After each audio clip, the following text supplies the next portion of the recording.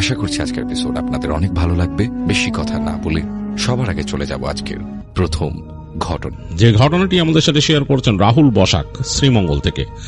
রাহুল তার নিজের জীবনে ঘটা একটি ঘটনা আমাদের কাছে শেয়ার করেছেন। বেশ আগে ঘটেছিল, 90 দশকের শেষের দিকে। রাহুল তখন কেবল কৈশোর পার করেছেন এরকম সময়। তো সেই ঘটনাটি রাহুল শেয়ার করেছেন। তিনি খুব গুছিয়ে লিখতে পারেন না, তাই তার বন্ধু সোহান তাকে সাহায্য করেছেন। তিনি সোহানকে ধন্যবাদ দিয়েছেন এই কাজটি করার জন্য।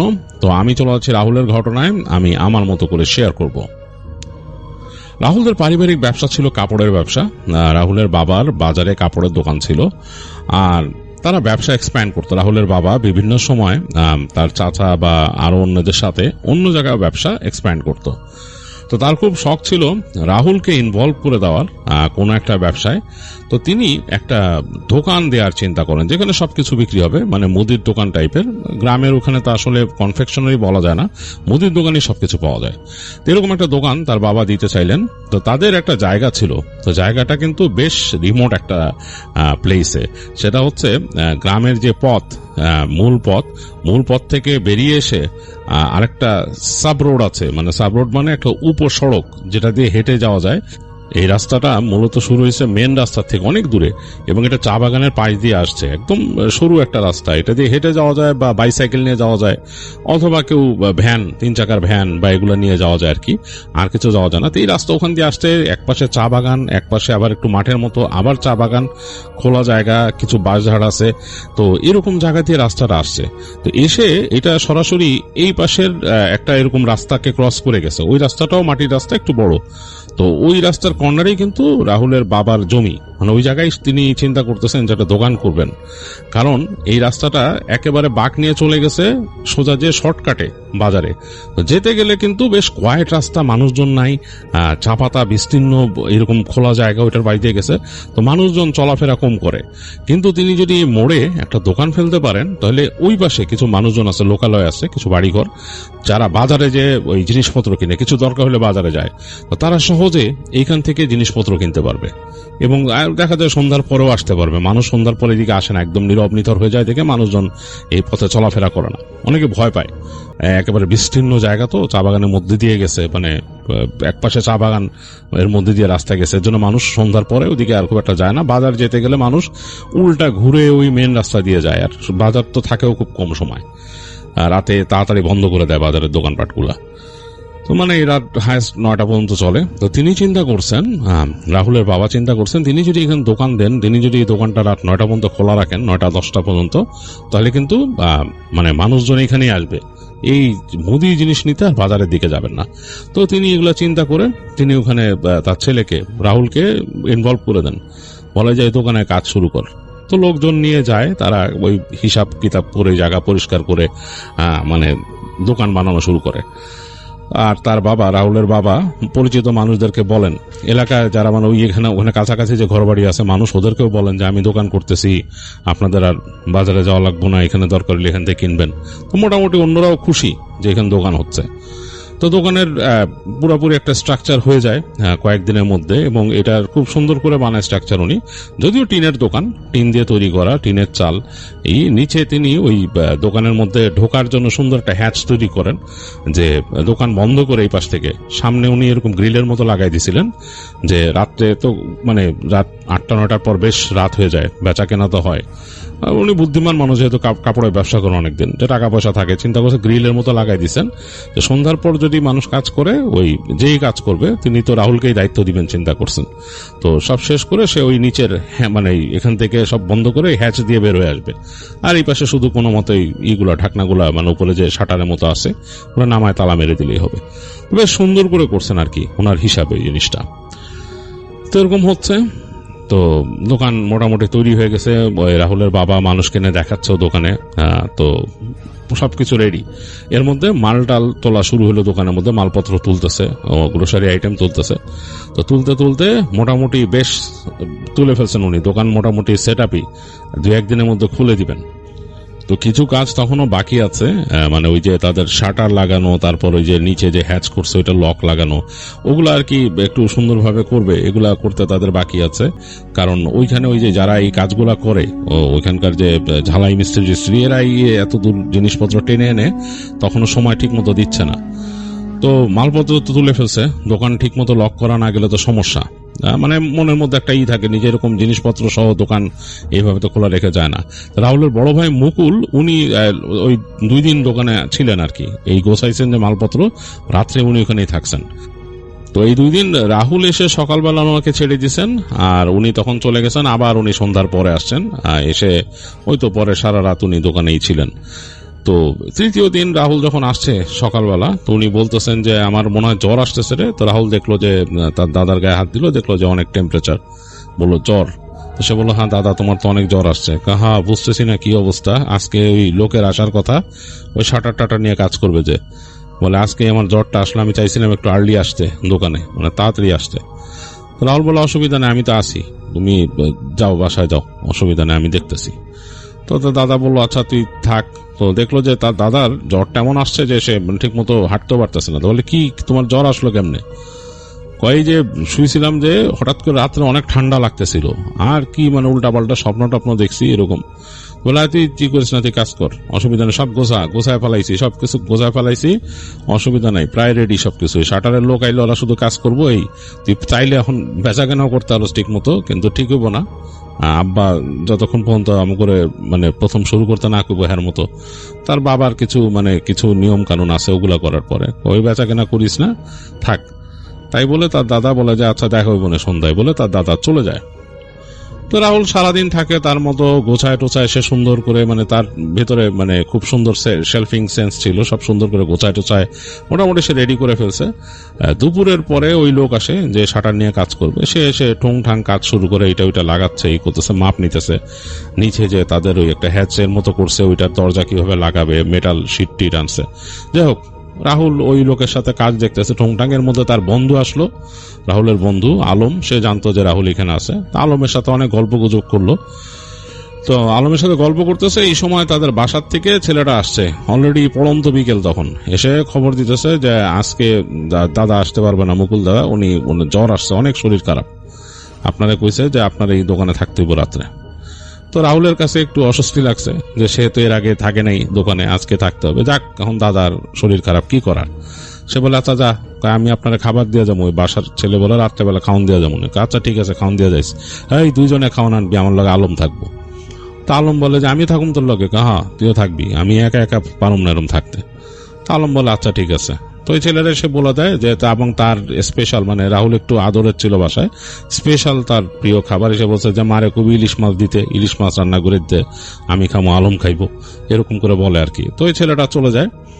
তো সে আলমের সাথে কিছুক্ষণ গল্প গুজব করে করে বলে তুই বাড়ির জায়গা, কারণ রাইতে থাকলে তো জাগন পড়বো বেটা, আমরা এখানে আড্ডা দিবো, হাঁটবো, ওই যে রাস্তা দিয়ে সামনে যাবো। এগুলো বলে আলমও বেশ খুশি, কারণ 2 বন্ধু বেশ আড্ডা দিবে রাত্রেবেলা। আলম বলে ঠিক আছে, আমি রাত্রে আইতেছি। তো কয়টায় আবি? এই 10টার দিকে পড়ুম। তাই বলে আলম বিদায় নিল। রাহুল একা একা বসে এটা ওইটা করতেছে, তার এখন বোরিং লাগতেছে, কারণ সে আর ওই মিস্ত্রি মানে একদম মিস্ত্রিটা একদম একঘেয়ে ভাবে কাজ করে যাচ্ছে। সে বুঝতেছে যে কাজ শেষ হবে না। সে জিজ্ঞেস করলো মিস্ত্রিরে, আজকে শেষ করতে পারবেন? মানে শেষ করলে রাহুলের মুক্তি, কারণ তালা তুলা দিয়ে এখান থেকে যেতে পারবে। মিস্ত্রি বলে না, আজকে তো হইব না, আপনার এই শাটার লাগাইতে পারুম না আজকে। এই পাশে লাগাইছি একটাই, দেখেন নামায় দেখাইলো আর কি, ওইটা এই অবস্থা। আর আপনার এই জায়গার এই যে একটা ক্লাম লাগাইতে হইব, এটার লেগে আপনার ঢালাই মিস্ত্রি আইনা সিমেন্ট দিয়ে করতে হবে, এরকম বুঝাইলো আর কি। বললো আচ্ছা কবে হইব? কাজে কালকে মোটামুটি করে যাওয়া যাবে, কালকে যদি সিমেন্টের মিস্ত্রি আনতে পারেন এটা হয়ে যাবে। এই বলে ওই লোকটা দেখা গেছে সন্ধ্যার সময় বিদায় নিল। সন্ধ্যার পর থেকে রাহুলের তো চরম বোরিং টাইম, কারণ এখন থেকে প্রায় আলো আসতে রাত 10টা, তখন বাজে 6-7টা বেজে গেছে, মানে প্রায় 2-3 ঘন্টা এখনো মানে খুব বোরিং সময়। আর এমনও না যে এখানে দোকান চালু হয়েছে, বেচা কেনা আছে এরকম। ওইখানে আশেপাশে যে লোকালয় আছে ওখান থেকে 2-1 জন মানুষ হেঁটে, মানে যেহেতু দোকান হচ্ছে এখানে, সে আলো জ্বালায় রাখে, ওই হারিকেন মানে একদম ফুল পাওয়ারে জ্বালায় রেখে দেয়, হারিকেন ফুল দিয়ে, মানে তার যতটুকু হারিকেনের আলো বাড়ায় সামনে রেখে দেয়। ওই আলো দেখে ওখানকার লোকালয়ের মানুষ 2-1 জন আসে, হেঁটে এদিক দিয়ে ঘুরে একটু গল্প টল্প করে যায়, তার বয়সী ছেলেপেলেরা বেশি করে। এছাড়া মানে কিছু করার নাই, বসে থাকা চুপচাপ। ওখানে নিউজ পেপার আছে পড়া বা বই আছে বই পড়া। ওই সময় আর তো ওরকম কোনো ছিল না যে মোবাইল ফোন দিয়ে মানুষ ব্রাউজ করবে, এরকমও তো ছিল না। তো যাই হোক, তো রাহুল ওরকম বসে আছে বোরিং সময়। ওই যে এরকম দুই একজন এসে জাস্ট কথা বলে গেছে, কবে শুরু করবা, এই সেই, তাড়াতাড়ি শুরু করো, এগুলা বলে টলে চলে গেছে। রাত হচ্ছে, ঝিঝি পোকার শব্দ বাড়তেছে। রাহুল এক সময় দেখলো যে আর বসে থেকে কি করার, তখন আলমের দেখা নাই। দেখতেছে যে ওই দূরে তাদের ওইখানে ওই রাস্তার ওই পারে যে চা বাগানের ওদিক থেকে একদম কুয়াশায় ছেয়ে গেছে, পুরা পাতাগুলোর ওদিক দিয়ে কুয়াশা ভাসতেছে, এরকম চাঁদ উঠছে আকাশে মেঘের আড়াল থেকে, কেমন জানি লাগতেছে জায়গাটা। তো এগুলা রাহুল আগেও দেখছে, কিন্তু আজকে একটু অন্যরকম লাগতেছে। একা কেউ নাই, ঝিঝি পোকা ডাকতেছে। তো অনেকক্ষণ বসে থাকার পর দেখলো যে তার ওই একটু পর শব্দ পেলো আর কি, ওখানে যে সাইকেল নিয়ে আসতেছে কে জানি। তো তাকায় দেখলো যে তাদের যে ওই ছেলেটা বাড়ি থেকে ওই টিফিন ক্যারিয়ারে করে ওই খাবার নিয়ে আসছে আর কি, ওই তারই শব্দ হইতেছে। ছেলেটা দুইটা বেল দিল, বেল দিয়ে তার দোকানের সামনে সাইকেল রেখে আসলে, এসে বললো যে দাদা নিয়ে আসছি। তো সে দেখলো যে টিফিন ক্যারিয়ার, গরম ভাত তরকারি, এবং সে বুঝলো যে বলতো যে ইলিশ মাছ দিছে কাহা, লঙ্কা দিছে কাহা, মানে মরিচ, বলে হ্যাঁ। তো সবকিছু সে রাখলো, রেখে চিন্তা করলো যে বাহ, আর সুন্দর ঘ্রাণ বেরিয়েছে টিফিন ক্যারিয়ার। যদিও তার মা লাগাই দিছে, ভেতর থেকে মনে হচ্ছে যে সর্ষে ইলিশের ঘ্রাণ ছড়ায় যাচ্ছে চারিদিকে, মানে অসাধারণ একটা সুন্দর সুবাস বেরিয়েছে সর্ষে ইলিশের, অন্যরকম। তো ওই ছেলের এসে কথাবার্তা বলে সে একটা ছোট এরকম লজেন্স দিয়ে বলে যা বাসায় যা। তো ছেলেটা বলে আরো দেন, তো আরো দুই একটা লজেন্স দিল। ছেলেটা আস্তে করে সাইকেল নিয়ে চলে গেল, বলে সাবধানে থাকেন দাদা। আচ্ছা ঠিক আছে, সাবধানে আসি, যা বাড়ি যা, বলে ছেলেটা বিদায় দিয়ে সে বসে আছে আলমের জন্য। বসে থাকতে থাকতে ঝিমুনি লেগে গেছে, আলম আসে না, 10টা বেজে গেছে, এদিকে খাওয়া দরকার। দেখতেছে যে মানে কোনো নাই, মানে আলমের দেখা নাই, মানে তার কাছে এটা বোরিং লাগা শুরু করছে। তো সে টিফিন ক্যারিয়ারটা এক পাশে রেখে, সে ওই তার জিনিসপত্র এই পাশে গোছায় রেখে, হারিকেনটা রেখে চিন্তা করলো শুয়ে থাকি। এই যে শাটারটা এই পাশে মানে লোকটা লাগাই দিছে, ওই শাটারটাকে সে আস্তে করে নেমে, এটা ভাঁজ হয় আর কি, এরকম আনফোল্ড করে সে নামাই দিল এক পাশে। তো এই পাশটা ঢেকে গেছে, তার শুধু এই দিক দিয়ে একটু খোলা, আর ওই জায়গায় তার ওই নিচে ওই যে তার ঝোকার যে হ্যাচ, ওইটার ঢাকনাটা খোলা। তো এই পাশে ভাঁজ করা শাটারটা নামাই দেওয়াতে এই জায়গাটা কেমন মানে মনে হচ্ছে যে একদম বন্ধ, মানে দেয়ালের মতো হয়ে গেছে। তো ওইখানেই সে মাথার কাছে একটা ছোট বালিশ ছিল, বালিশটা রেখে সে শুয়ে পড়লো। ওখানে পাটি পাতা আছে চৌকির উপরে, মানে ওই জিনিসটা কিন্তু তাদের যে বসার যে চৌকিটা, যে জায়গাটা, ওইটাই কিন্তু একটা চৌকির মতো, এটা পর একটা শীতল বাটি বিছানো। যাই হোক, সে ওটার উপর শুয়ে পড়লো। শুয়ে পড়ে সে এরকম তাকায় আছে সিলিং এর দিকে, চিন্তা করতেছে। একটু গরম লাগতেছিল, ওখানে হাত পাকা ছিল, হাত পাকা দিয়ে নিজে বাতাস করতেছে। তো পরিবেশটা জানি কেমন, ঝিঝি পোকা ডাকতেছে, বেশ ঝিঝি পোকা ডাকতেছে, আর হারিকেনের আলোর জন্য অদ্ভুত একটা পরিবেশ এতটুকু জায়গার মধ্যে, আর এই হাত পাকার ক্যাচ ক্যাচ ক্যাচ ক্যাচ শব্দ, এর সাথে খাবারের ঘ্রাণ আসতেছে, ইলিশ মাছের ঘ্রাণ। বেশ মাঝখানে মনে হয় পুঁইশাকও ভেজে দিছে অন্য ওই বাটিতে, পুঁইশাকের একটা ঘ্রাণ পাচ্ছে। মানে খুব, রাহুল আবার খুব ভোজন রসিক ছিল, তার কাছে এই খাবারের ঘ্রাণগুলা খুব মানে মজা লাগতেছে, আকৃষ্ট, সে খাবারগুলা চিন্তা করতেছে।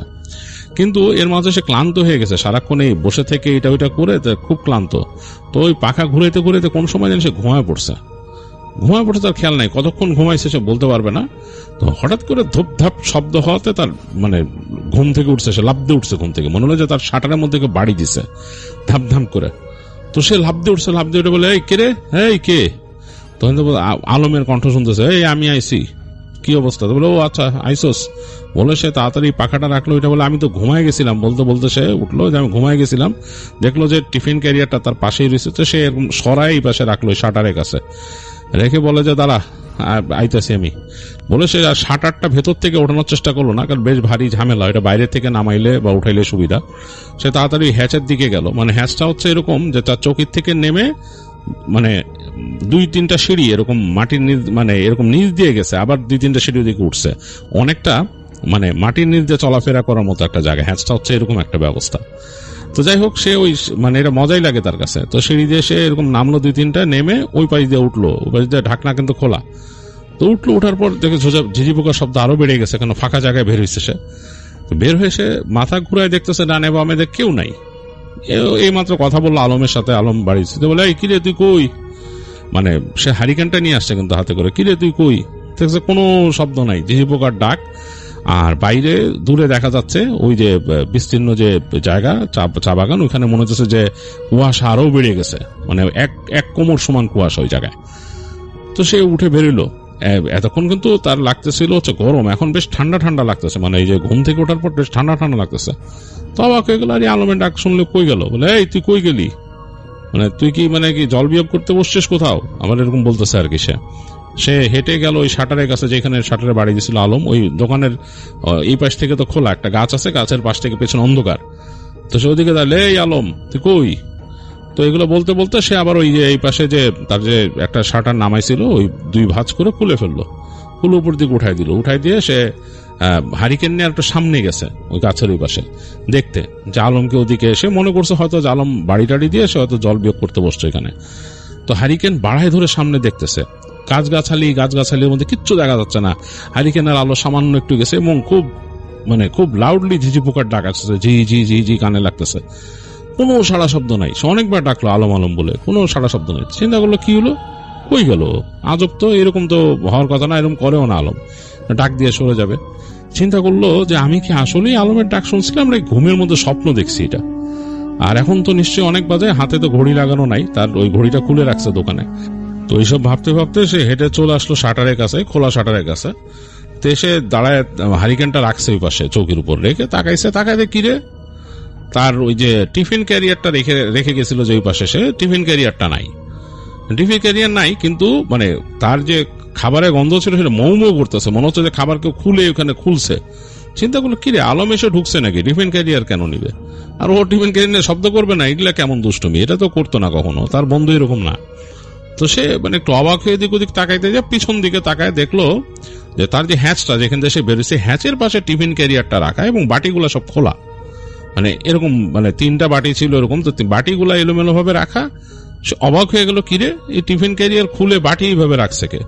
তো সে তাড়াতাড়ি আবার হারিকেন নিয়ে কাছে আসে, সে দেখতেছে যে টিফিন ক্যারিয়ার মধ্যে কিছু নাই, খালি, শুধু বাটিগুলা পড়ে আছে, মানে মানে এরকম খোলায় রাখা, মানে কেউ নিয়ে গেছে খাবার বের করে ওখানে বাটিগুলা রেখে দিছে।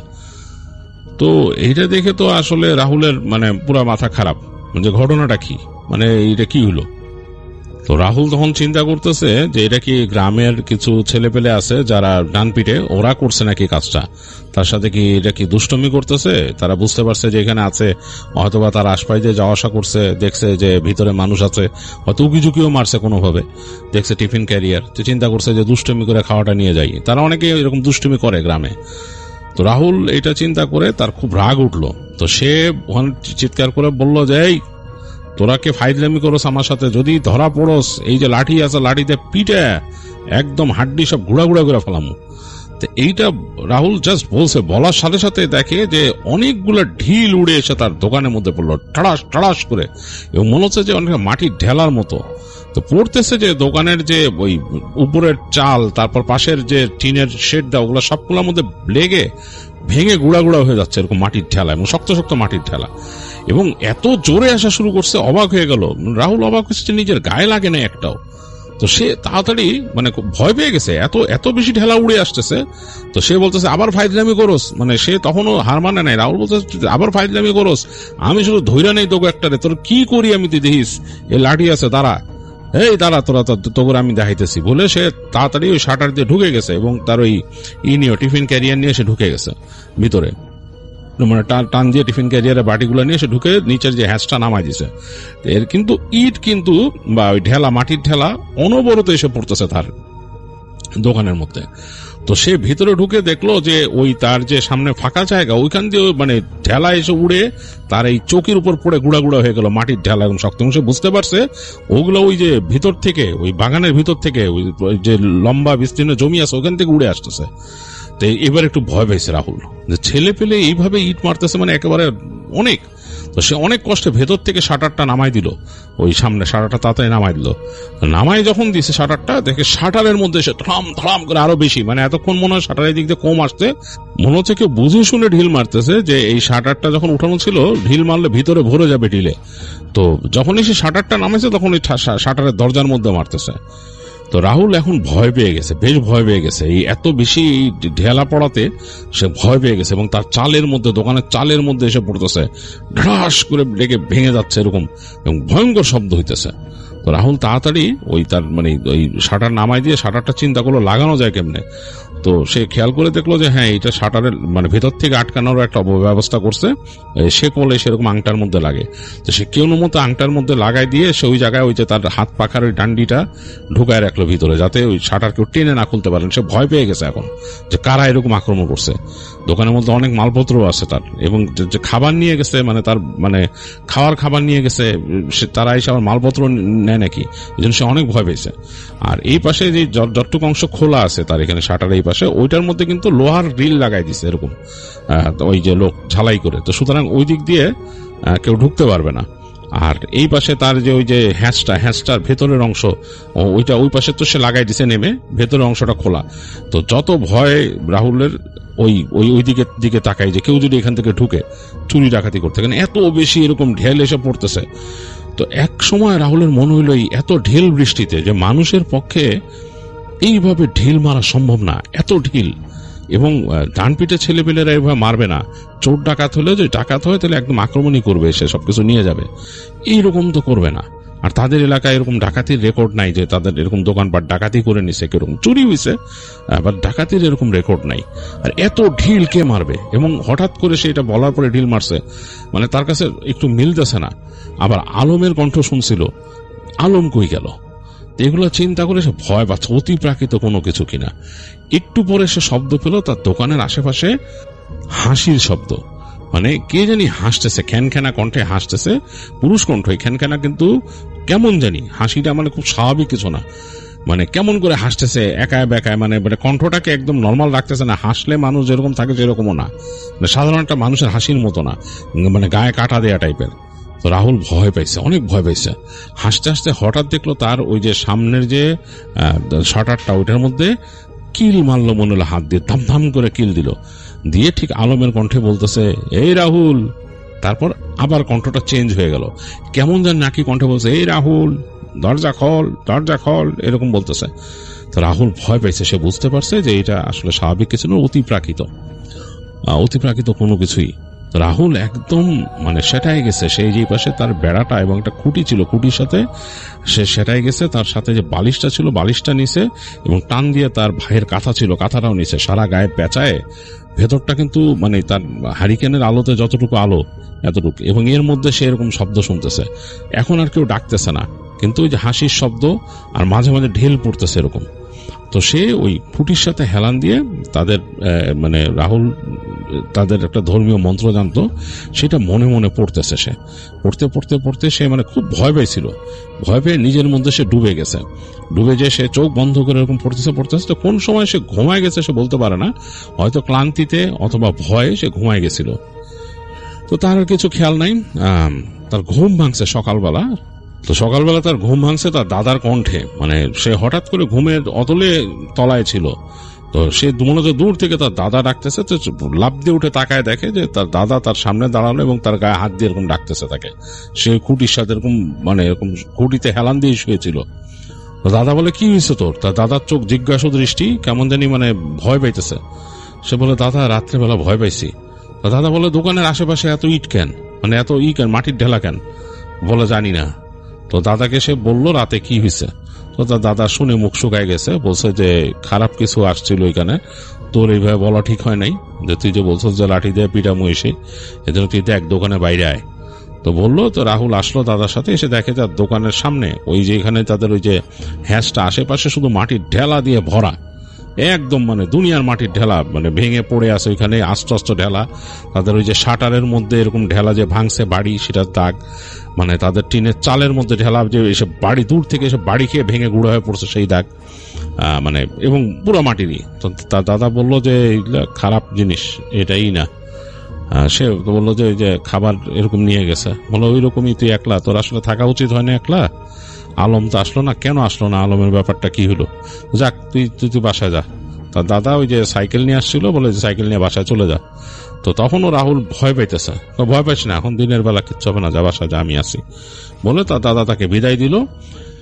তো রাহুল সাইকেল নিয়ে সে আর বাসায় গেল না, সে তাড়াতাড়ি ওখান থেকে প্যাডেল করে বেরোয় সে আলমের বাসায় গেছে। তো আলমের উপর ভীষণ রাগ তার, যে আলমকে আসতে বলছে, যে আলম কি জন্য আসলো না রাত্রেবেলা। তো সে প্যাডেল করতে করতে করতে একসময় আলমদের বাসায় গেছে। তো সে আলমের বাসার ওখানে থেমেই সাইকেল তাতে রেখে দৌড় দিয়ে গেছে আলমের ঘরের দিকে, যেখানে আলম থাকে। তো দেখতেছে যে আলমের আম্মাই বাসে। তো সে তাকে দেখে বলল যে আদাব কাকিমা, আলম কোথায়?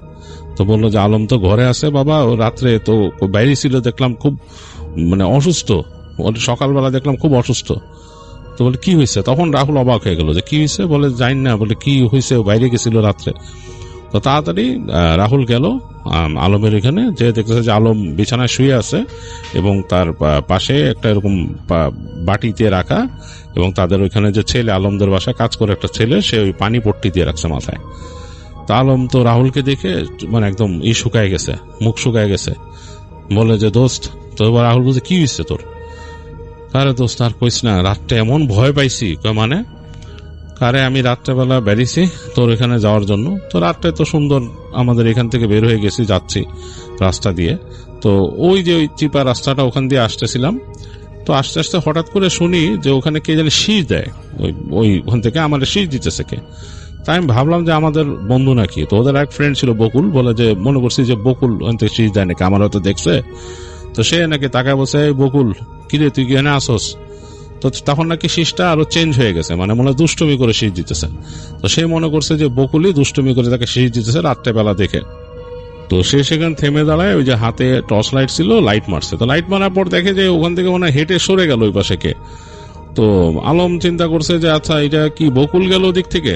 তো সে আরেকটু টর্চ লাইট দিয়ে ভালো মতো দেখতেছে, দেখে যে দূর থেকে শীষ দিতেছে। যেমন যে শার্টটা সে দেখছে, শার্টটা মনে হচ্ছে সাদা রঙের শার্ট। তো ওই শীষ শুনে সে মনে করছে যে হয়তো বকুলি। তো তার মাথাও দুষ্টুমি চাপছে, বলে যে আমার সাথে ফাইজলামি করোস। চিন্তা করে সে নাকি হেঁটে ওদিক দিয়ে গেছে, ওই যে চিপা একটা এরকম গলি, এই পাশে হচ্ছে এই একটা স্বাস্থ্য কমপ্লেক্স, আর স্বাস্থ্য কমপ্লেক্সের পাশে চিপা একটা গলি এরকম গেছে। তো ওইটার পাশ দিয়ে সে হেঁটে ওদিকে ঢুকছে। তো ঢুকে যাচ্ছে সামনে, এবং সে দেখতেছে ওই কোণা দিয়ে শীষ আসতেছে। ওই জায়গায় কিছু ঘর ছিল, ওই কমপ্লেক্সেরই এই পাশে কিছু ঘর ছিল, তারা মনে হয় জিনিসপত্র রাখতো ওইখানে। তো ওইখানে ওই কোণা দিয়ে আসতেছে শীষটা। তা আলম ভাবলো যে বকুল মনে ওইখানে বসে আছে, সাথে হয়তো তাদের আরো বন্ধুরা আছে, হয়তো বকুল এখানে আসছিল, তারা যেগুলো চিন্তা করে আর কি, বন্ধুরা চিন্তা করলো যে এখানে আসছিল, এসে আলমকে যেতে দেখছে, এর জন্য দুষ্টমি করতেছে। তো সে হেঁটে আরো সামনে গেছে, কারণ এই স্বাস্থ্য কমপ্লেক্সের ওইখানেও তাদের এক বন্ধুর ভাই চাকরি করতো আর কি। তো যাই হোক, সে হেঁটে ওই সামনে গেছে, সামনে যেয়ে দেখে যে ওই যে ঘরগুলো, ঘরের সামনে একটা ছোট্ট বারান্দার মতো আছে, বারান্দায় একটা বাউন্ডারি ওয়াল করা, কোমর পর্যন্ত একটা দেয়াল দেয়া। তো দেখতেছে ওই দেয়ালের ওইখানে মনে হয় কেউ নিচা হয়ে গেল শীষ দিয়ে। তো তখন আলম ভাবছে যে আসলেই মনে হয় অবশ্যই ওখানে বকুলরাই আছে, এবং ওই আরো কয়েকজন আছে ওখানে বসে, হয় ওরা তাস খেলতেছে বা কিছু, ওখান থেকে মজা করে তারা নিয়ে এগুলো করছে। তো সে এখান থেকে বলছে দাঁড়া তোরে পাইছি, একদম মুখ দিয়ে বলছে তোরে পাইছি, বলে সে ফ্ল্যাশ লাইট নিয়ে নাকি দৌড় দিয়ে গেছে ওইদিকে। তো দৌড় দিয়ে যে সে ওই দেওয়ালের ওইখানে লাইট মারছে, কেউ নাই, পুরো জায়গাটা ফাঁকা, খা খা করতেছে। তো তখন আলম ভয় পাইছে, কিরে একটু আগে দেখছি এখান থেকে মনে যে শীষ দেখো নিচে হয়ে গেছে। তো তারপরে ঠিক তার পেছনেই সে শীষ শুনছে, এবং শীষটা অনেকটা মনে হয় যে কোকিল যেভাবে ডাকে ওইরকম। আলম ফট করে মাথা ঘুরে তাকাইছে, তাকায় দেখে যে মাটিতে একটা শরীরে কাপড় পেঁচানো, মনে অনেকটা যে কাফন পেঁচানো যেরকম থাকে ওরকম একটা কাপড় পেঁচানো একটা বডির মতো রাখা তার পেছনে ওদিকে। এবং সে তাকাইতেই মনে হলো যে বডিটা একদম মাটির থেকে এরকম খাড়া উঠে গেল, কোনো মানুষ হাত দিয়ে ধরে উঠে এরকম একদম খাড়া ফট করে উঠে দাঁড়ায় গেল। তো আলম তো প্রচন্ড ভয় পেয়েছে তখন, তখন তার কোনো আর সেন্সই ছিল না। সে ওখান থেকে একটা স্প্রিং এর মতো লাফ দিয়ে দৌড় দিছে। দৌড় দেওয়ার সময় তার শুধু একটা বাতাসের ঝাপটা লাগছে শরীরে, এবং মনে হয়েছে যে বাতাসের ঝাপটার সাথে একটা ভিজা হাত ছিল তার ঘাড়ে হাত দিছে। তো এটা লাগার পর আলমের পুরো শরীর ছ্যাট করে উঠছিল। সে দৌড় দিয়ে রাস্তায় পড়ে উল্টা পথে দৌড়াইছে। সে যেদিক যাচ্ছিল, এই যে রাহুলদের ওখানে যাবে সেটা তো আর যাওয়াই হয়নি, উল্টা সে দৌড়ায় তার বাসার দিক গেছে, দৌড়াতে দৌড়াইতে, এবং বাসায় এসে সে একদম তার সারা শরীর ঘামতেছে। সে তার নিজের ঘরে তো যায়নি, বাপ মার ওইখানে যে চিৎকার শুরু করছে। তো তার আম্মা বেরিয়েছিল, বলছে কি হয়েছে? আম্মা ভয় পাইছি। তো তার আম্মা নাকি তাকে ঘরে নিয়ে গেছে, ঘরে নিয়ে তাড়াতাড়ি ওই যে পানি দিয়ে করাই দিছে, শরীর মুছে দিছে, তাকে যে দায়ের মধ্যে লবণ রেখে খাওয়াইছে, দোয়া পড়ে ফু দিছে। অনেক কিছু তো ভয় পাইছে আর কি। তো সে তার মাকে আর খুলে বলে নাই সে কি দেখছে, ভয় পাইছে এটা। তো তার মা অনেক রাত পর্যন্ত তার ওখানে ছিল, তাকে দোয়াদুল পড়ে ফু দিছে। সকালের থেকে তার জ্বর আসা শুরু করছে এবং তাকে ওই যে পানি পট্টি দিতেছে বাসায়। তো রাহুল তখন বললো যে তোরা জলপট্টি দিয়ে কি হবে, এটা তো আসলে কাজ না, তোদের উচিত যে তোর উচিত যে তোদের যে ধর্মীয় কোনো মানুষের কাছে যে কোনো চিকিৎসা নেয়া। আমারও তো এরকম হয়েছে, আমি তো কালকে রাত্রে ভয় পাইছি। তো আলম জিজ্ঞেস করলে কি হয়েছে, তখন বললো যে এরকম এরকম ব্যাপার। তো পুরো জিনিসটাই একটা মানে এখন এটাকে কাকতালীয় ভাবে ঘটছে দুজনের সাথেই, সেটা রাহুল জানে না, কিন্তু দুজনই ভয় পাইছিল ওই দিন এবং মানে খুবই খারাপ অবস্থা ছিল তাদের। যাই হোক, রাহুল পরবর্তীতে সে তাদের পণ্ডিতের সাথে দেখা করছিল এবং শুনছে যে আলমও নাকি তাদের এক হুজুরকে দিয়ে ঝাড়াইছে তার এই রাতে ভয় পাওয়ার বিষয়টা নিয়ে। কিন্তু মানে তারা এখনো শিওর না, রাহুল বা আলম কেউই শিওর না যে আসলে তাদের সাথে একই রাতে এরকম ঘটনা কেন ঘটলো, আর এই খাবারগুলা কোথায় গেছিল রাহুলের যে টিফিন ক্যারিয়ার খালি করে সব খাবার নিয়ে গেছে, সে এখনো শিওর না যে খাবারগুলা মানে কিভাবে চলে গেছে। সে বলতে পারে যে সে ধারণা করে যে উপরি কোনো জিনিস বা খারাপ কোনো জিনিস খাবার নিয়ে গেছে, বাট অ্যাগেইন তার এখনো এখানে একটা কোয়েশ্চেন আছে, সে জানে না উপরি জিনিস মাছ হয়তো খেতে পারে, তার ভাত সহ তার যা ছিল আতপ চালের ভাত ছিল সবই নিয়ে চলে গেছে ওখান থেকে। তো যাই হোক, এই ছিল রাহুল বসাকের শেয়ার করা একটা ঘটনা। আমার কাছে কিন্তু বেশ ইন্টারেস্টিং লাগছে, ভয়েরও মনে হয়েছে। আপনাদের কাছে কেমন লেগেছে জানাতে ভুলবেন না।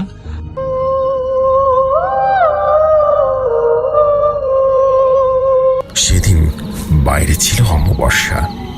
এই নিকষ কালো অন্ধকার ভেঙে মাস্টার মশাই এক সরু পথ ধরে কবরস্থানের দিকে হাঁটতে শুরু করলেন। এখানেই তার স্ত্রীকে দাফন করা হয়েছে।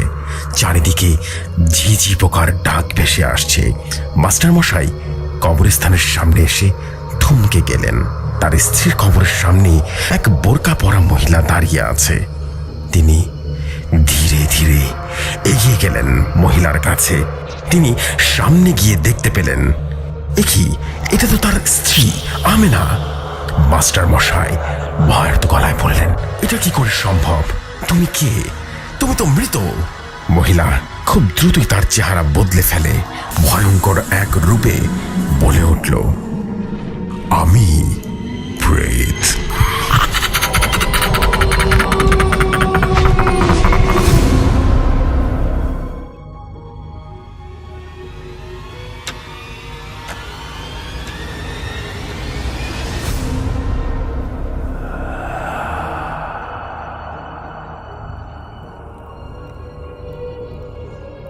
আসসালামু আলাইকুম। আশা করছি আপনারা সকলেই ভীষণ রকম ভালো আছেন, সুস্থ আছেন। অ্যান্ড রাইট নাও শুনছেন আপনাদের সকলের পছন্দের শো প্রেত, এবং প্রেতের ইউটিউব চ্যানেলে আপনাদের সবাইকে স্বাগত করছি। সাথে আছে আমি জেফরি খান, এবং ইউটিউব চ্যানেলে আজকেই প্রথমবারের মতো প্রেতের একটি এপিসোড আমি প্রচার করতে যাচ্ছি। আশা করছি আজকের প্রথম এপিসোডটা আপনাদের ভালো লাগবে। আমি এপিসোড শুরু করব, শুরুতে কিছু কথা বলছি এবং সেই কথাগুলো বলেই আমরা এপিসোড শুরু করব এবং ঘটনায় চলে যাব। প্রথমে যে কথাটা বলতে চাই যে প্রেত কিন্তু এক্সক্লুসিভ একটা শো, যেটা স্বাধীন মিউজিকে প্রতি মঙ্গলবার রাত 12টায় আপনারা শুনতে পাবেন, এবং সেটা কিন্তু শুধুমাত্র স্বাধীনেই হয়, স্বাধীনের প্রেত। এবং এটা হচ্ছে ইউটিউবের আপনাদের জন্য, সবার জন্য চিন্তা করে আমি ইউটিউবে আপনাদের জন্য নিয়ে এসেছি প্রেত। কিন্তু প্রেতের এই ইউটিউব যে আপনি এপিসোডগুলো পাবেন সেগুলো কিন্তু একেবারে ভিন্ন হবে, ইউনিক হবে, এবং অবশ্যই স্বাধীন মিউজিকেরগুলো অবশ্যই এক্সক্লুসিভ এবং ভিন্ন হবে। দুইটাই একেবারে ডিফারেন্ট হবে, একটার সাথে আরেকটার কোনো রকম মিল আপনারা পাবেন না। এবং নিশ্চয়ই জানেন যে স্বাধীন মিউজিকে খুবই ইন্টারেস্টিংভাবে এই প্রেতের এপিসোডগুলো প্রচার করা হচ্ছে। আপনারা নিশ্চয়ই শুনেছেন অবিনাশ মুখার্জির স্টোরিগুলো কেমন হয়, এবং সেটা সম্পূর্ণ লাইভ হয়। সবচেয়ে ইন্টারেস্টিং ফ্যাক্ট হচ্ছে সেগুলো সম্পূর্ণ লাইভ হয়, কিন্তু এটা কিন্তু লাইভ না, এটা একটা রেকর্ডেড এপিসোড। আপনাদের সবার কথা মাথায় রেখে আমি প্রেতের এপিসোডগুলো একটু একটু করে ক্রিয়েট করছি, যেন আপনারা সবসময় কানেক্ট হতে পারেন এবং নতুন নতুন এপিসোডগুলো আপনারা শুনতে পারেন স্বাধীন মিউজিকে এবং অবশ্যই ইউটিউবেও। স্বাধীন মিউজিকে কিন্তু রাত 12টার সময় মঙ্গলবার, আর ইউটিউবের ভিডিওগুলো আপনারা পাবেন প্রতি রবি এবং বুধবার রাত 11টার সময়, অবশ্যই প্রেতের এই অফিসিয়াল ইউটিউব চ্যানেলে, যার নাম হচ্ছে প্রেত বাই জেফরি খান। আশা করছি আপনারা সকলে বুঝে গেছেন দুইটার চিন্তা ভাবনা এবং দুইটা চ্যানেলের বিষয় ডিফারেন্ট হবে। আশা করছি আপনারা যারা যারা আমাদের সাথে আছেন তারা যুক্ত হয়ে যাবেন, আজকের এপিসোডটা শুনবেন।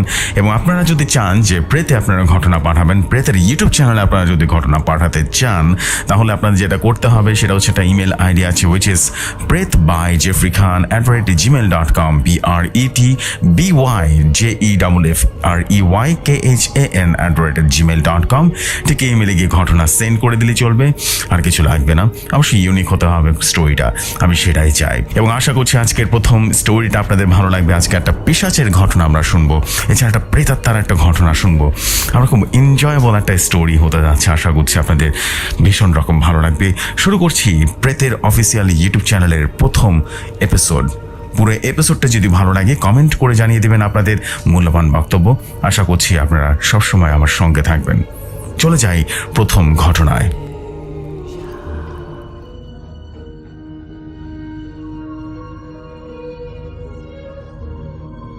নিশি মিয়াকে আমি সেদিনের আগে কখনো দেখিনি, তাও অনেক দিন হলো। হয়তো সময়ের হিসেবে সেটা কয়েক বছর গড়িয়ে গেছে, ঠিক মনে নেই কতদিন আগে। তবে তখন আমি ক্লাস 5-এ পড়ি, অনেক ছোট্ট ছিলাম। গরমের ছুটিতে গিয়েছিলাম আমার গ্রামের বাড়িতে। সেখানে কেউ থাকে না, আমরা শহরেই থাকি। সেই জন্যই মাঝে মধ্যে আমাদের স্কুল ছুটি হলেই বাবা মা আমাদেরকে নিয়ে ছুটে চলে যান আমাদের বাড়িতে। আমাদের বাড়িটা বিশাল বাড়ি, বিশাল বলতে আক্ষরিক অর্থেই বিশাল, কিন্তু মানুষজন নেই বললেই চলে। আমার দাদার একমাত্র ছেলে আমার বাবা, আর আমি আমার বাবার একমাত্র ছেলে।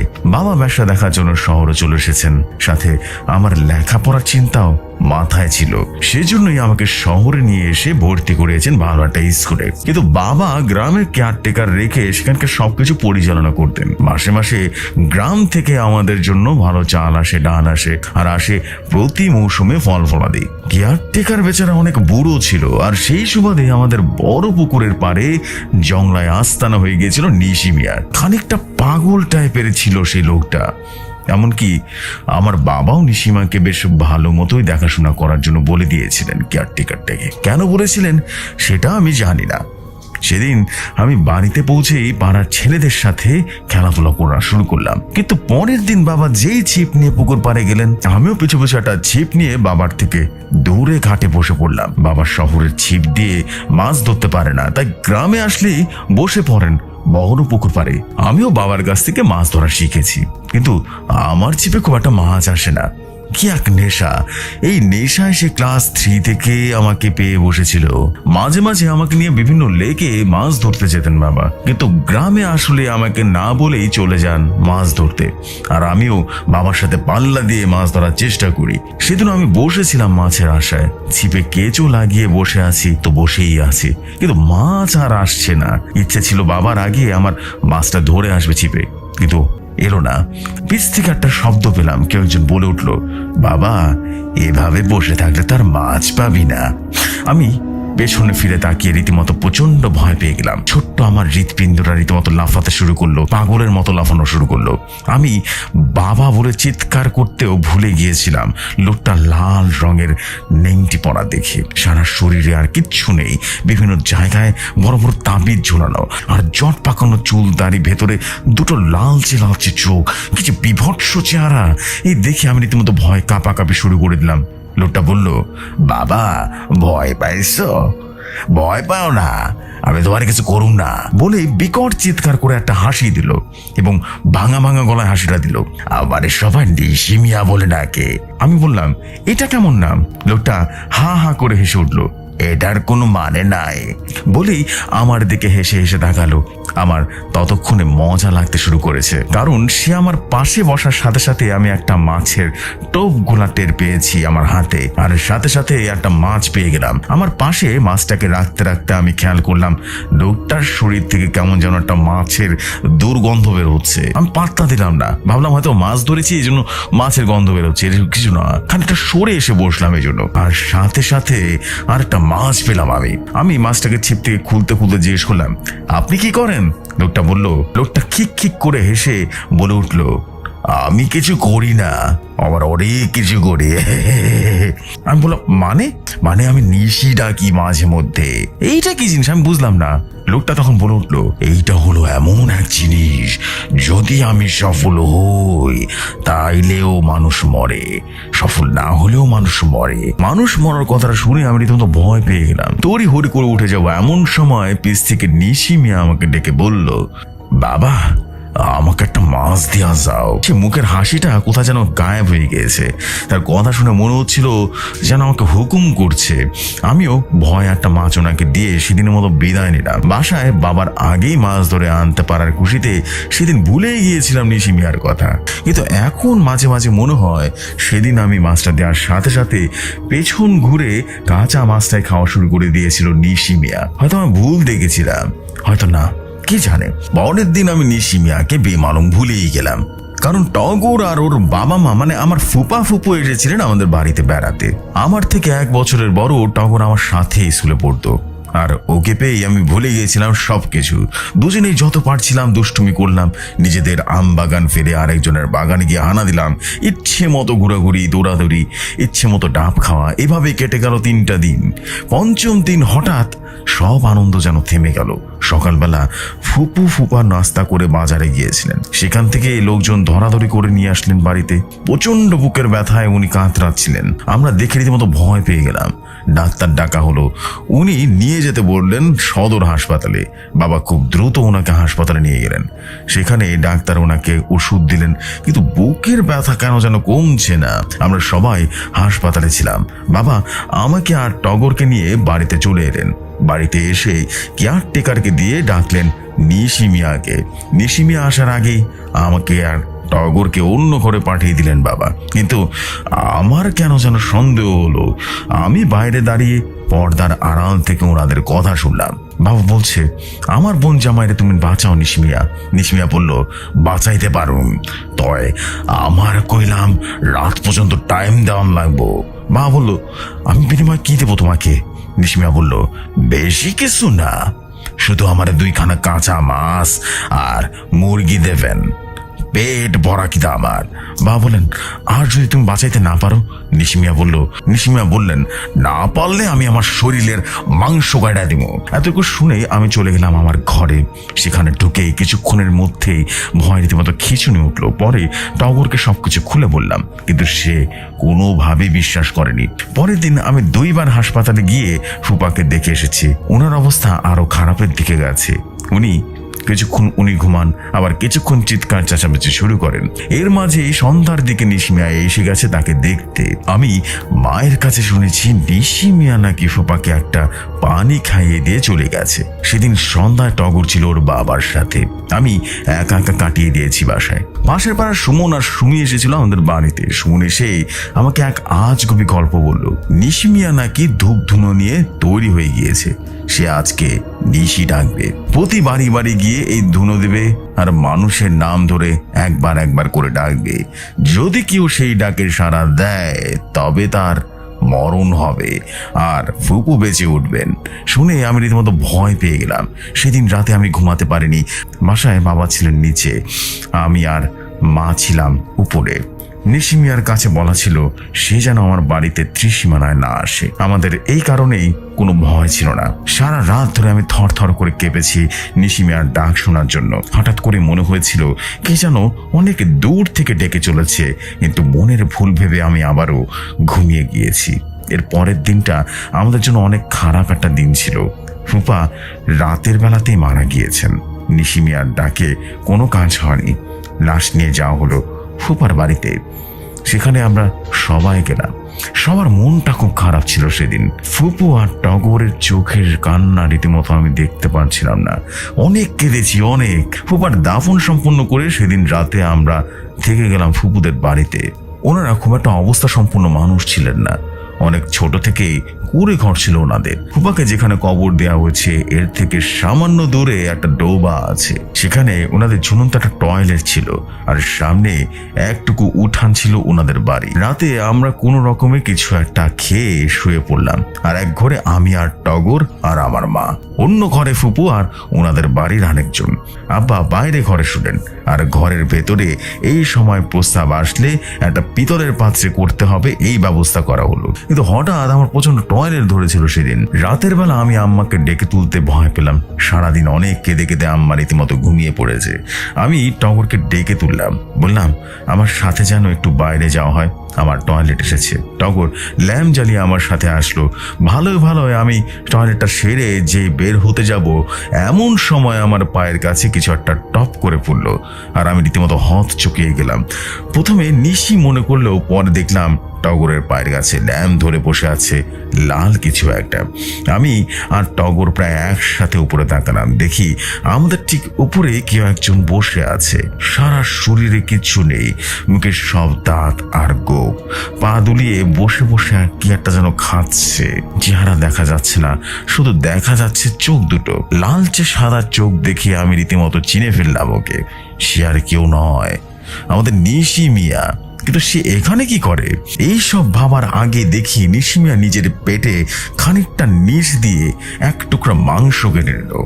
তারপর খচখচ করে কেটে কেটে খেতে খেতে বলল, কোকা বাবু, কথা দিছিলাম রোগীরে বাঁচাতে না পারলে নিজের মাংস খামু, এর লাগা তোমাকে দেখাইয়া দেখাইয়া খাইতেছি, দেখো।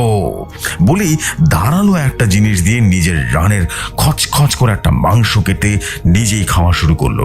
টপ টপ করে রক্ত পড়ে চলেছে, পড়ছে ঠিক আমার সামনেই। ভয় রীতিমতো টগরের দিকে আমার তাকানোর সময় ছিল না, আমি সাথে সাথে অজ্ঞান হয়ে পড়ে যাই। পরের দিন আমাদের দুজনকে অজ্ঞান অবস্থায় আম্মা দেখতে পান। পরে আমাদের দুজনকে হাসপাতালে ভর্তি করা হয়। পরে অনেক খোঁজাখুঁজির পরও নিশি মেয়েকে আর কোথাও খুঁজে পাওয়া যায়নি। আব্বা অনেক খোঁজ করেছিলেন, পাননি। এর মাঝে আমিও বড় হয়ে যাই, অনেকগুলো বছর কেটে যায়। আমিও ভুলতে বসি নিশি মেয়ার কথা। এখন আমি মেডিকেলে পড়া শেষ করে ইন্টার্ন হিসেবে জয়েন করেছি আমাদের গ্রামের পাশের গ্রামে। সেখানে থাকতে হবে 1 বছর। 1 বছর গ্রামে থেকে গ্রামের মানুষদের সেবা করতে হবে। লেখাটা যখন দেখছি তখন অনেক রাত হয়ে গিয়েছে। অমাবস্যা চলছে, আকাশে চাঁদ নেই, নেই কোনো মেঘ, চারপাশে ঘুট ঘুট নিকশ কালো অন্ধকার। আমি রাত জেগে পড়াশোনা করি, কিন্তু আজকে মনটা কিছুটা বিক্ষিপ্ত হয়ে আছে। গ্রামের চেয়ারম্যান সাহেব অনেক শরীর খারাপ। আমি বেশ কিছু ট্রিটমেন্ট করেও ওনাকে ভালো করতে পারিনি। ওনার পরিবারের লোকজন বলা বলি করছিল অন্য ব্যবস্থা নেবে, ওনার হার্টের কোনো একটা প্রবলেম হয়ে গিয়েছে। আমি নতুন করে বলতে পারছিলাম না, তাই রাত জেগে পড়ছি। এমন সময় অনেক দূর থেকে কেউ একজন মৃদু চিৎকার শুনতে পেলাম। আমি পড়া ছেড়ে উঠে বাইরে বের হয়ে আসলাম। কাউকে না দেখতে পেয়ে ঢুকতে যাব, এমন সময় অনেক দূর থেকে আগুনের একটা শিখা দেখতে পেলাম। আমার ঘর থেকে সোজা গাছপালা কম, তাই বেশ কিছু দূর থেকে দেখা যাচ্ছে। দেখলাম একটা আগুনের শিখা এগিয়ে আসছে, কিছুটা আবার থামছে। প্রতিটা বাড়ির সামনে থেমে থেমে বাড়ির মানুষকে ধরে ধরে একবার করে ডেকে যাচ্ছে। সে এগিয়ে আসছে আমার দিকে। কিছুটা সামনে আসতে আমি বেশ ভালোভাবে দেখলাম লোকটাকে। মাথায় সেই বিশাল চুলের কাঁকড়া, মুখে বিশাল বিশাল সব দাড়ি গোঁফ, আর সেই ভয়ঙ্কর দুটি চোখ। একটু ভালো করে লক্ষ্য করে দেখলাম সেই নিশি মিয়া আমার বাড়ির দিকে আসছে, নাম ধরে ডেকে চলেছে মানুষকে। যেই সাড়া দিবে সেই প্রাণ হারাবে। আর একটু ভালোভাবে দেখতেই দেখি নিশি মিয়ার পেট ঠিক নিচটানাটা কেমন যেন খোবলানো, কেউ যেন কেটে নিয়ে গেছে সেইখানের মাংসগুলো। এই ছিল ঘটনা, পিশাচের একটা ঘটনা। ভেরি ইন্টারেস্টিং একটা স্টোরি, খুবই রহস্যময় থ্রিলিং একটা স্টোরি ছিল এটা। আমার কাছে পার্সোনালি ভাবে বলবো অনেক সুন্দর লেগেছে, তাই আপনাদের সাথে আমি শেয়ার করেছি। আশা করছি যে আপনাদের প্রথম এপিসোডের প্রথম ঘটনাটি আপনাদের ভীষণ ভালো লেগেছে। আমি কথা বাড়াবো না, আমরা সরাসরি চলে যাব পরবর্তী ঘটনায়। ঘটনাটি যেভাবে আমি কালেক্ট করেছি, অবশ্যই এগুলো যত ঘটনায় শেয়ার করা হচ্ছে কালেক্টেড স্টোরি, সেগুলো অবশ্যই আপনাদেরকে বলে দিচ্ছি, এবং আমি আশা করছি এই স্টোরিটা আপনাদের ভালো লাগবে। চলে যাচ্ছি পরবর্তী ঘটনায়। আশা করছি পরবর্তী ঘটনাটা আপনাদের অনেক সুন্দর লাগবে। চলে যাচ্ছি ঘটনায়।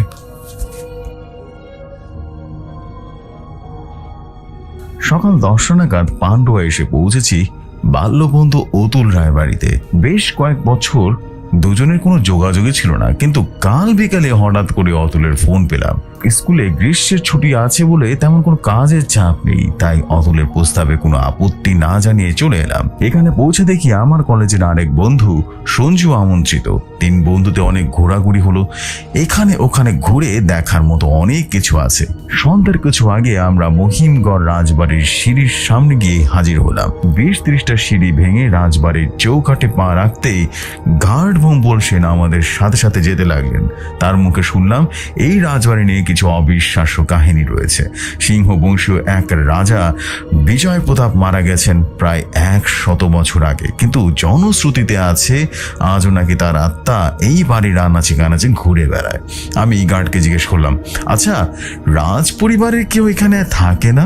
গার্ড বলল, আর পরিবার, আজ যে রাজবংশের কেউ বেঁচে নেই। দূর সম্পর্কে যারা আছে তারাও এখানে আসতে তেমনটা সাহস পায় না। আমি বললাম, সাহস পায় না মানে কি? গার্ড বলে উঠলো, ওই যে বললাম রাজার প্রেতাত্মা। বিজয় প্রতাপের মৃত্যুর পর শুরু হয় এই বংশের বিপর্যয়। রাজার একমাত্র ছেলে অজয় প্রতাপ ছিলেন যাকে বলে নষ্ট পুরুষ।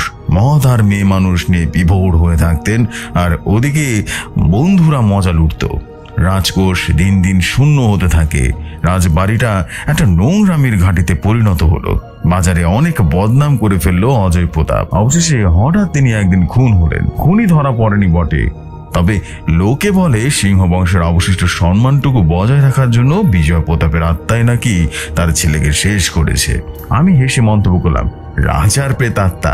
আরে ওসব কিছু নয়, সম্পত্তি গ্রাসের লোভে বন্ধুরা কেউ মেরে ফেলেছে বিকারগ্রস্ত বিজয় প্রতাপকে। আমার কথা শুনে গার্ড কেমন যেন একটু ব্যঙ্গ হাসি হাসলো।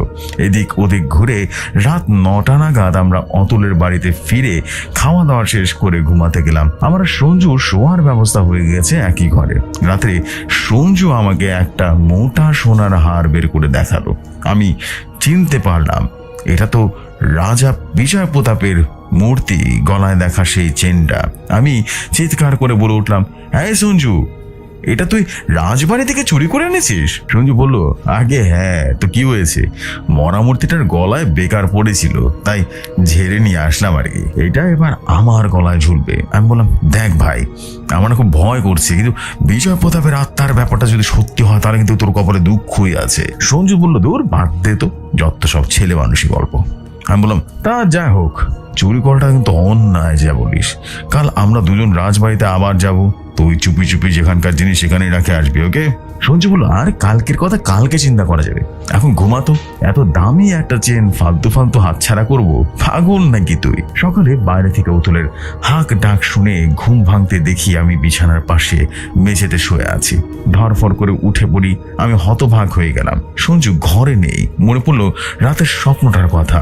আমি বৃহৎ কালো একটা বাদুর জানালা দিয়ে ঢুকে হাড় ঝোলানো সঞ্জুর গলা কামড়ে ধরলো, আর আমি ভয়ে বিছানা থেকে গড়িয়ে পড়লাম। তবে কি স্বপ্ন নয়, কিন্তু বন্ধ ঘর থেকে সঞ্জু গেল কোথায়? তবে কি সে প্রেত বাদুরটাই কাল রাতে ওকে নিয়ে গেছে? অতুল আশেপাশে অনেক খোঁজাখুঁজি করার পরও সঞ্জুর খোঁজ পেল না। আমি সঞ্জুর চেন চুরি আর রাতে দেখা স্বপ্নটা এড়িয়ে গেলাম।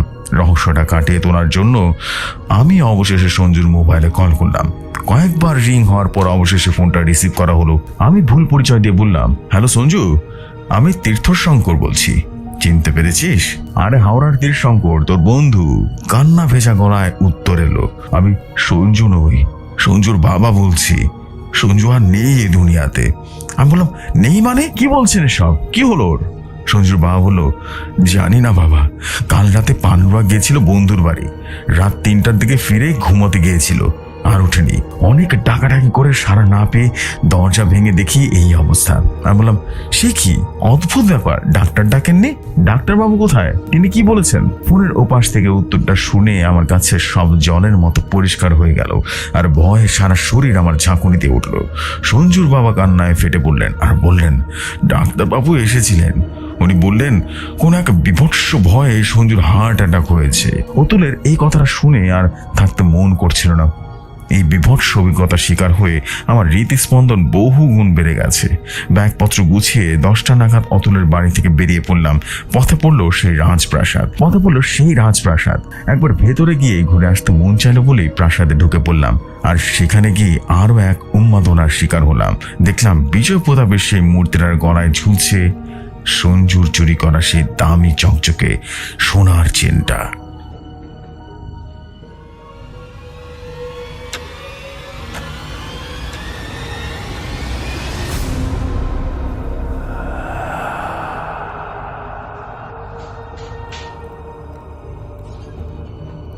এই ছিল আজকের প্রেতের আয়োজন। প্রেতের দুটি গল্প আমি আপনাদেরকে শোনালাম। জাস্ট বলতে পারেন যে প্রথম এপিসোড বা এক্সপেরিমেন্টাল এপিসোড, যেহেতু নিশ্চয়ই বুঝতে পারছেন প্রেতের প্রথম এপিসোড, তাই বেশি লম্বা করলাম না। আজকে 20 থেকে 22 মিনিটের একটা এপিসোড আমি দেওয়ার ইচ্ছায় ছিলাম, ছোট একটা এপিসোড। এপিসোড যদি ভালো লাগে বা মানুষের কাছে যদি গ্রহণযোগ্যতা লাভ করে তাহলে হয়তো আরো একটু বড় এপিসোড আমি করবো অবশ্যই। এবং অবশ্যই আপনাদেরকে কথা দিচ্ছি প্রতি রবিবার এবং বুধবার আমি অবশ্যই ফিরে আসবো আপনাদের জন্য প্রেতের নতুন নতুন সব স্টোরি নিয়ে এবং নতুন নতুন ঘটনা আপনাদেরকে শোনাবো। এই প্রতিশ্রুতিতে আমি কিন্তু আজকের মতো শেষ করছি। বাট শেষ করার আগে বলতে চাই যে আপনারা যারা যারা চান যে ঘটনা সেন্ড করবেন আমাদের কাছে, প্রেতে আপনারা অংশগ্রহণ করতে চাইলে আমাদের কিন্তু একটা ইমেল আইডি আছে, উইচ ইজ প্রেত বাই জেফরি খান, PRETBY, ঠিক আছে? এরপর @gmail.com, ঠিক এটা আমার ইমেল আইডি। এই ইমেলে আমাকে ঘটনা সেন্ড করে দিলেই চলবে। অবশ্যই ঘটনাটা যেন ইউনিক হয়, আর বড় ঘটনা হলে সবচেয়ে ভালো। সো যাই হোক, আজকের মতো প্রেত থেকে আমি বিদায় নিচ্ছি এবং আশা করছি বুধবার আপনাদের সাথে আবারও কথা হবে। এবং অবশ্যই ভুলে যাবেন না কিন্তু মঙ্গলবার কিন্তু অবশ্যই লাইভ হবে স্বাধীন মিউজিকে প্রেত, একদম লাইভ এবং রাত 12টায়। এবং আসছে অবিনাশ মুখার্জির নতুন ঘটনার দ্বিতীয় এপিসোড বা দ্বিতীয় খণ্ড। আশা করছি পুরোটা সময় আপনাদের ভীষণ ভালো যাবে। আজকের মতো বিদায় নিচ্ছি, নেক্সট এপিসোডে আপনাদের সাথে আবারও কথা হবে। আজকের মতো বিদায় নিচ্ছি, ততক্ষণ মতো ভালো থাকবেন, সুস্থ থাকবেন এবং মোস্ট ইম্পর্টেন্ট